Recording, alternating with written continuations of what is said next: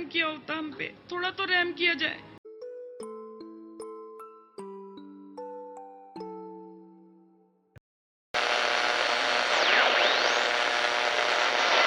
एक शांत शहर में एक बड़ा और खूबसूरत घर था। उस घर में मेघा अपने पूरे परिवार के साथ रहती थी। बाहर से देखने पर उनका परिवार बहुत खुश दिखाई देता था, लेकिन उस खुशी के पीछे एक खतरनाक राज छुपा था। उस रात घर में बहुत रौनक थी। मेघा का जन्मदिन था।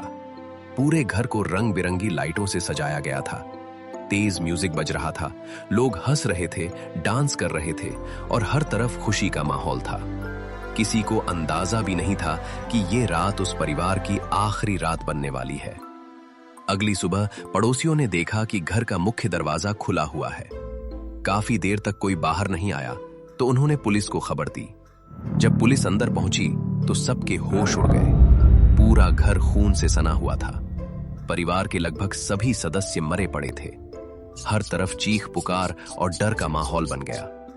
पुलिस ने तुरंत पूरे घर को सील कर दिया और फॉरेंसिक टीम को बुलाया। जांच के दौरान पुलिस को पता चला कि मेघा अभी जिंदा है, लेकिन उसकी हालत बेहद गंभीर थी। उसे तुरंत अस्पताल भेजा गया। पुलिस को घर की तलाशी में एक डायरी और एक चिट्ठी मिली, जिसने पूरे केस को पलट दिया। उस चिट्ठी में लिखा था, अगर तुम मेरा साथ नहीं दोगे तो मैं अकेले ही सबको खत्म कर दूंगी। ये चिट्ठी मेघा ने अपने पति के लिए लिखी थी। अब पुलिस का शक सीधे मेघा और उसके पति पर गया। कुछ दिनों बाद मेघा को होश आया और उसे कोर्ट में पेश किया गया। वहां उसने जो सच बताया उसे सुनकर सब सन्न रह गए। मेघा ने बताया कि उसने अपने परिवार के खिलाफ ये साजिश खुद रची थी। उसने एक गरीब लड़के से शादी की थी और चाहती थी कि उसके पिता उसके पति के बिजनेस में पैसे लगाए, लेकिन उसके पिता हर बार मना कर देते थे। धीरे धीरे मेघा के अंदर लालच और नफरत बढ़ती गई। उसे लगने लगा कि अगर पूरा परिवार खत्म हो जाए तो सारी जायदाद उसी की हो जाएगी।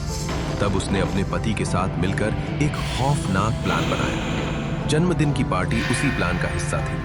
उस रात मेघा ने खाने और ड्रिंक्स में नींद की गोलियां मिला दी। जब घर के सभी लोग बेहोश हो गए तब उसने अपने पति को अंदर बुलाया। दोनों ने मिलकर पूरे परिवार पर हमला कर दिया। लेकिन कहानी यहीं खत्म नहीं हुई। जब मेघा अपने पिता के कमरे में पहुंची तो उसके पिता अभी जिंदा थे। उन्होंने कांपती आवाज में सिर्फ इतना कहा, बेटी, मैंने तुम्हें हर खुशी देने की कोशिश की, फिर भी तुमने ऐसा क्यों किया? एक पल के लिए मेघा रुक गई, लेकिन अगले ही पल उसके अंदर का लालच जीत गया। उसने अपने पिता को भी मार दिया। घर में एक छोटा बच्चा भी था जो ये सब देखकर रो रहा था। मेघा ने उसे भी नहीं छोड़ा। पूरा शहर इस घटना से दहल उठा। कुछ महीनों बाद कोर्ट ने मेघा और उसके पति को उम्र कैद की सजा सुना दी।